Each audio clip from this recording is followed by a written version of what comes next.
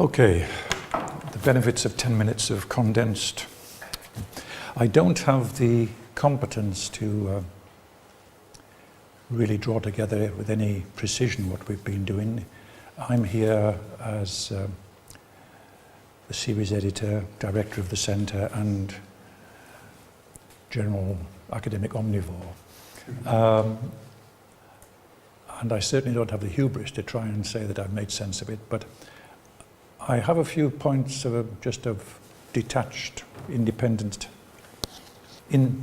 insights is a strong word, views that I've formed over the last 2 days.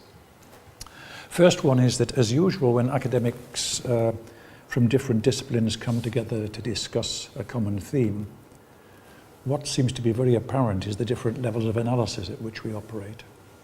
And I think in the contributions we've had some very focused examples of just how finite and finely tuned these different levels can be. And it leads to a question of how do we talk to each other. And I've been permanently frustrated that we haven't got time to stop people and say, tell me more. Whenever Michelle talks about her work, I'm aware of this huge body of literature that I have never read and never will read. With Jacek and Tim, I have an envious feel about real people in the real world, on which I am a sort of voyeur and parasite with ambitions to contribute.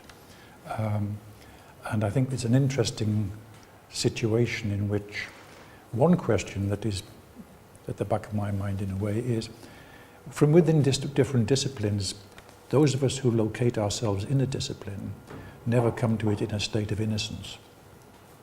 And what's been nice here is that each person clearly isn't just discussing theory because they're interested in the theory. And the question in a way is that there is a political engagement in discussing the politics of politics. And I found that interesting, and in a way it's something that I hope comes through in the products that you produce.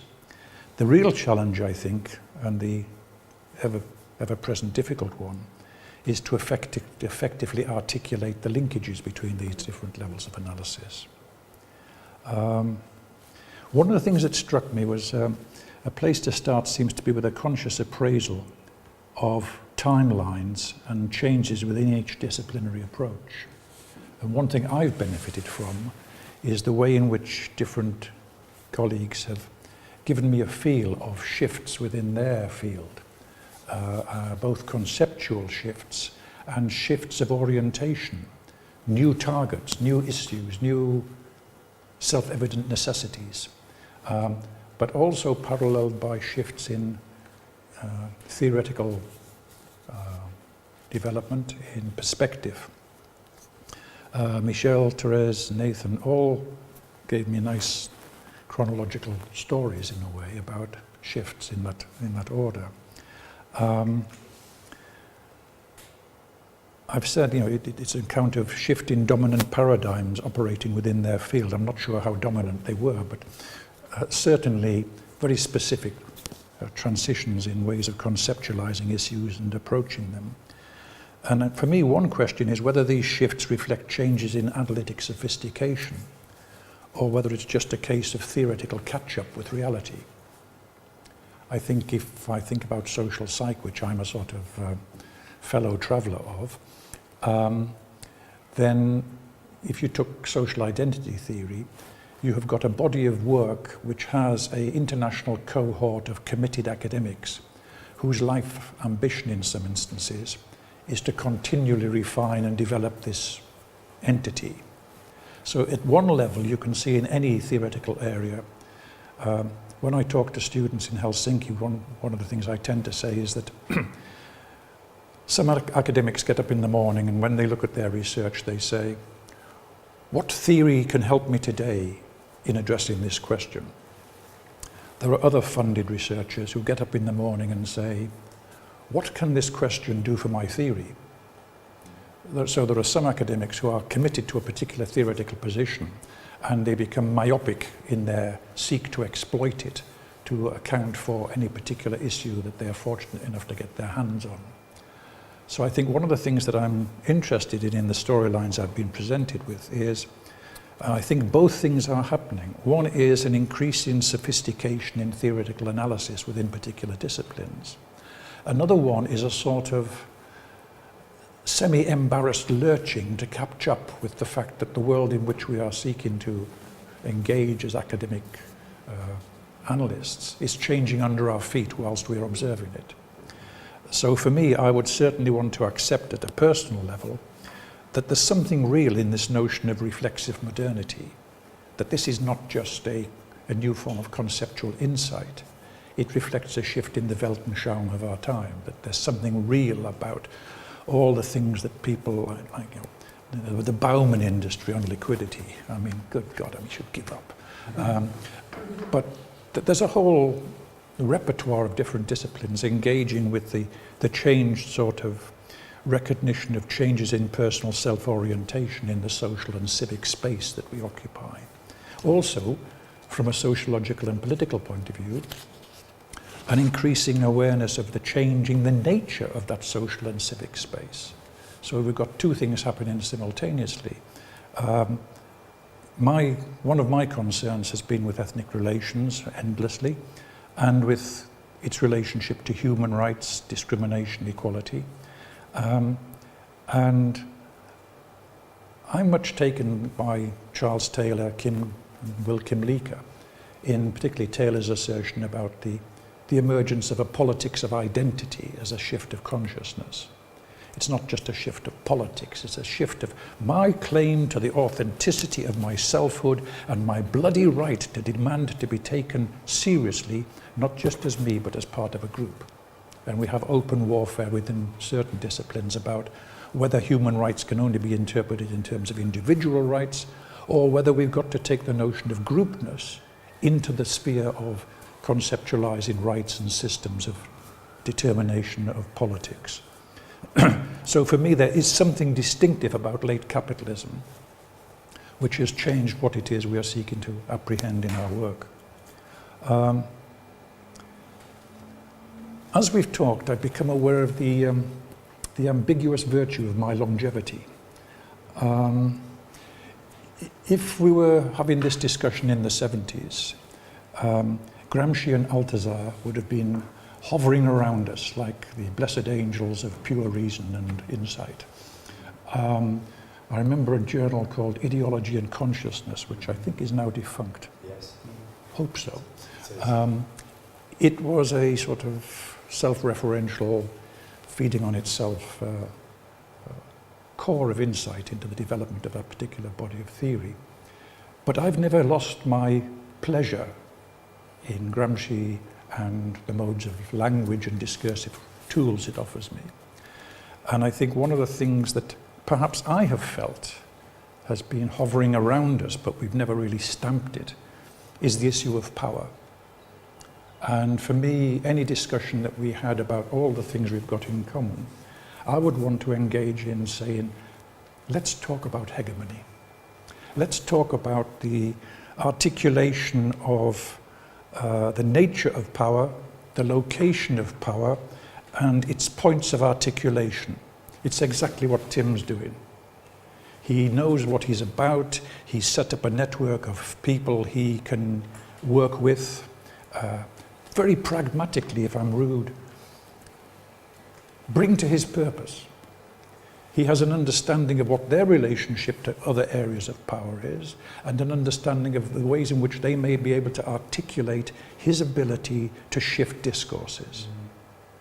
So for me, part of what we've been talking about is at a multi-level, we've been looking at structural issues.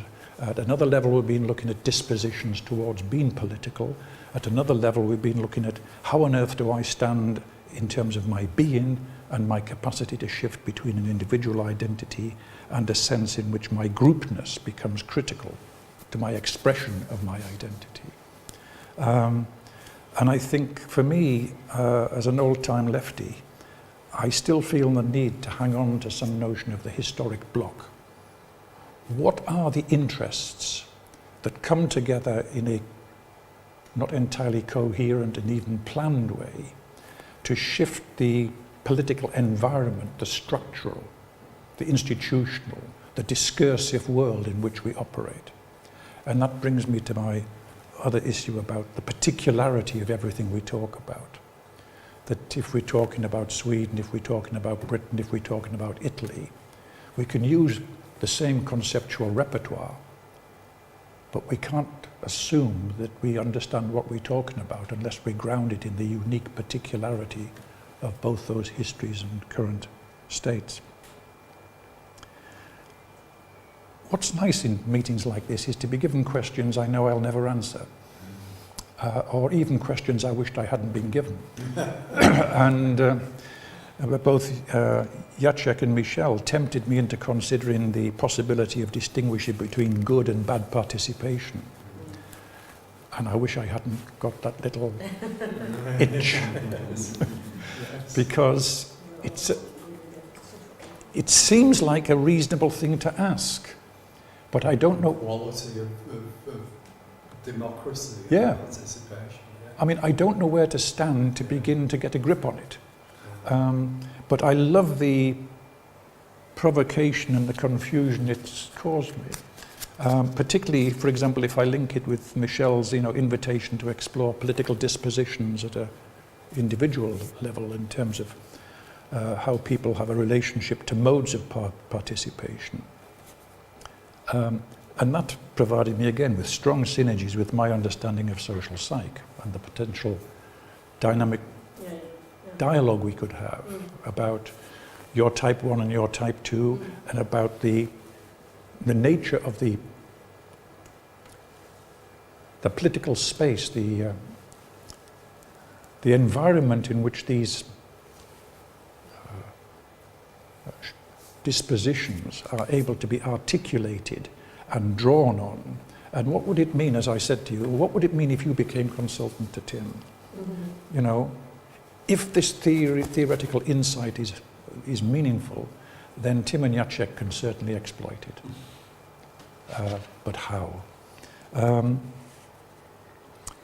Again, the specificity of the case material provided by Jacek, Therese and Tim offered me the opportunity to rehearse another one of my hang-ups, which is a concern about the multi-layered penetration of current political postures, the penetration into current political postures of particular historicities.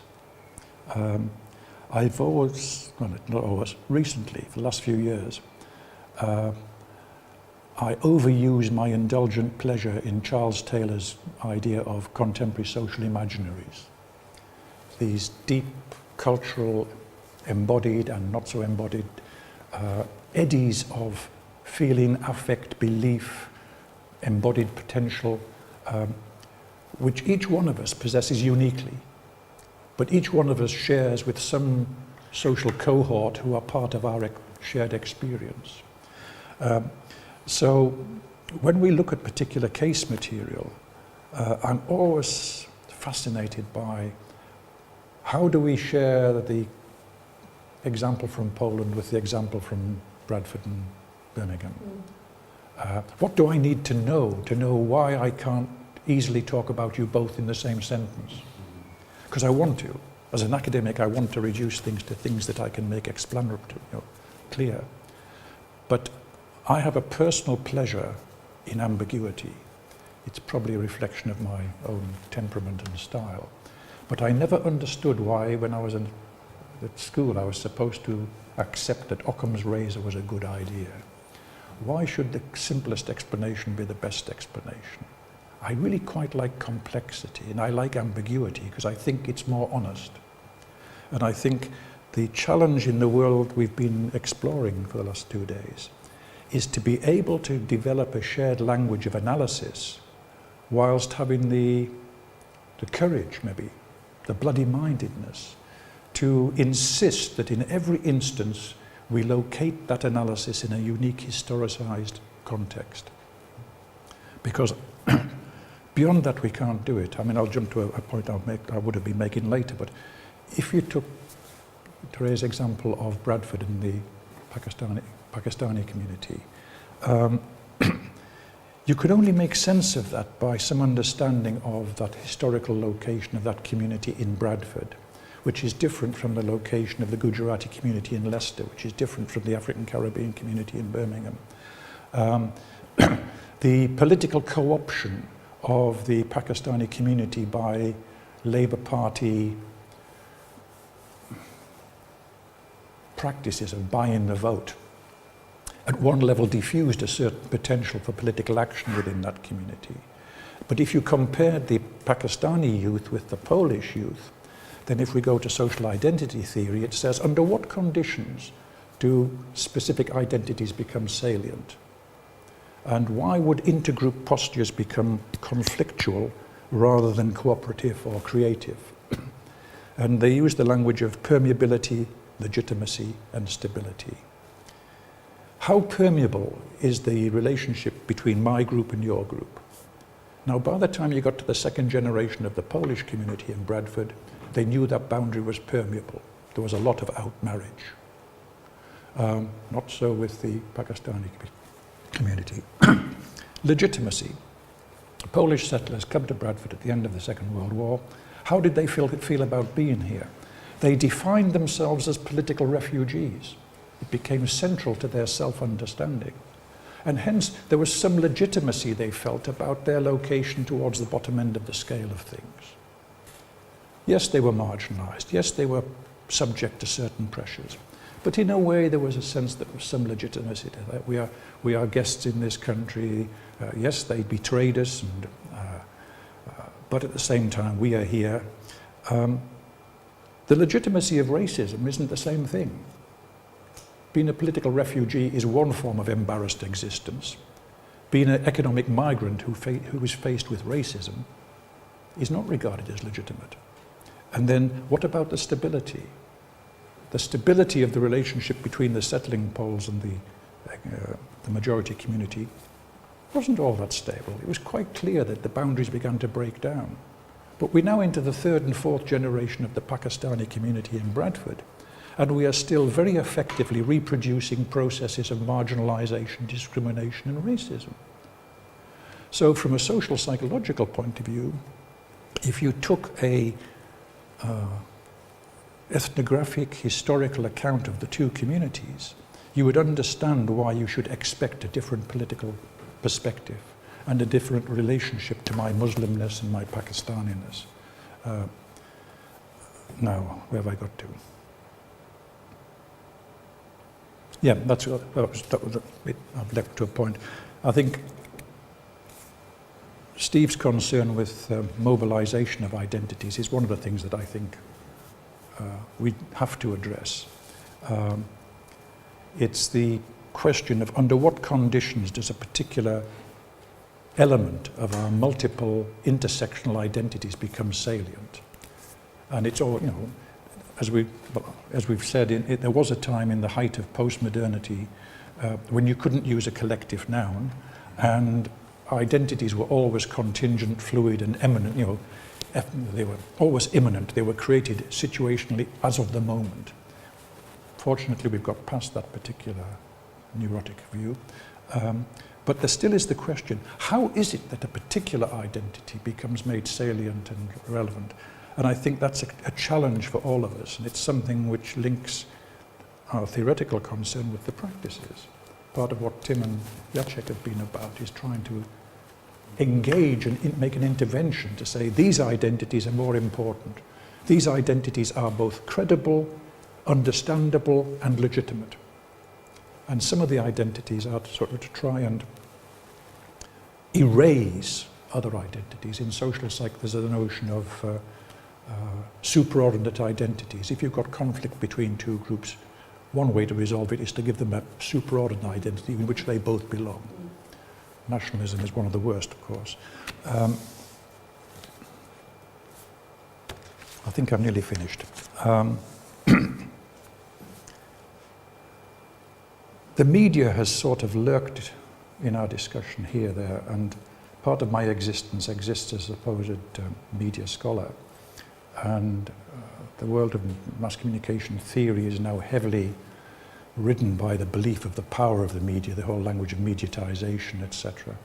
And I think one of the things that links our concerns with the role of the media with Ian's concern with affect is the whole notion of creating moral panics.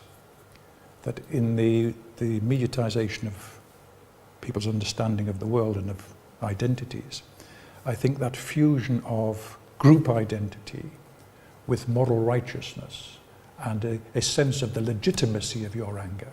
It isn't just the experience of being angry, it's the righteous sense that I've got every right to be bloody outraged.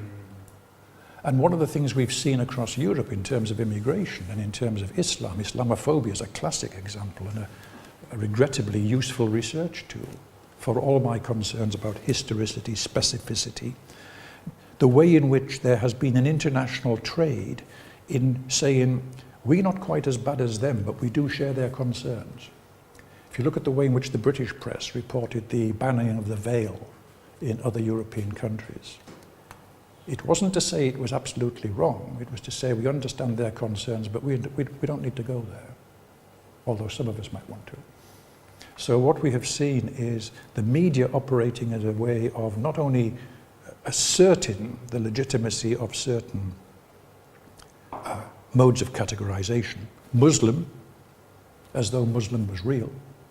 I mean, the comparative project I'm doing with Jorg in Bielefeld, my Muslims are Pakistani, his Muslims are Turkish, and yet they both treated as Muslim. So I think that issue around the role of the media is central as well, because it is the way in which it provides vehicles for ideologies that legitimate anger. They don't just trigger anger, they legitimate it and they give it a righteousness, which is a political overlay on the sorts of things that Steve and I might want to say social psych would provide you.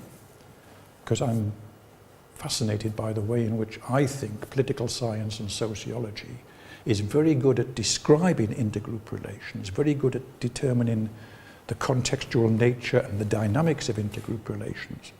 But I swear on their own they can never explain the sheer bloody-mindedness of intergroup tension and nastiness.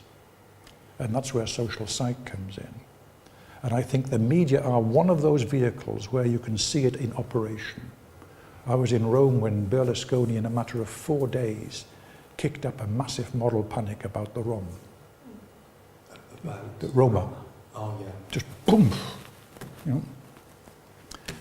Finally, split between politics and policy, because in a way, when we end here, one of our questions is like, so what? And the ambition of the book and of the series is, my first attempt was to get the publishers to accept the series title as Provocations to Policy, but they found it too provocative. But in a way, the question is, so what? And I think I just wanted to finish by saying, that there seems to me, in the world we live in, there's a split between politics as politics and policy, that in terms of party political practice, what we see is, good old-fashioned, politics of rhetoric. That emotion is central to party political politics. You listen to,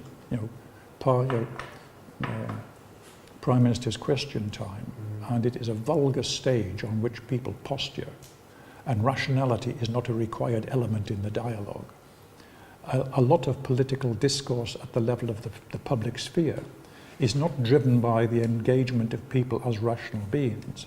It's an engagement with people as engaged,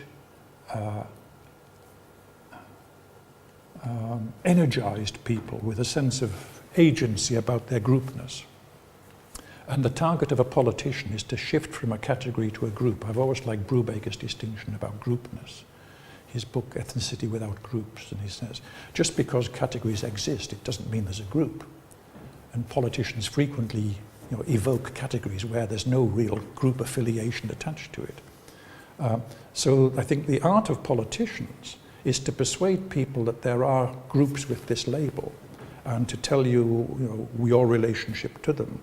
And yet, if we are talking about politics, and about the state and the institutions of the state, then perhaps we also need to have a way of articulating the relationship between this level of politics in the public sphere and the operation of the institutions of the state, where we have a civil service who are expected to operate on grounds of rationality, evidential basis, scientific insights.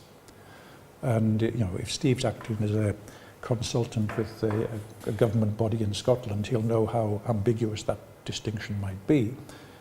But there is something there which I think we need to hang on to about politics as performance and rhetoric, and politics as institutional practice, which I feel in a way we haven't touched on today. So I think that's it. I mean, I could keep on rattling around, but the core thing that I have a sense of is that each one of us has come with a monumental amount of expertise, evidentially supported, massive research base behind everything we have to say. And there's two challenges. I think one is to enable us to talk more efficiently to each other, and the other one is to work out what is our relationship to forms of political practice. And people like Tim and Jacek, where you're engaged in quite explicit attempts to intervene. I've always seen myself as a political agent. I sort of bastardize von Clausewitz and I say research is politics by other means.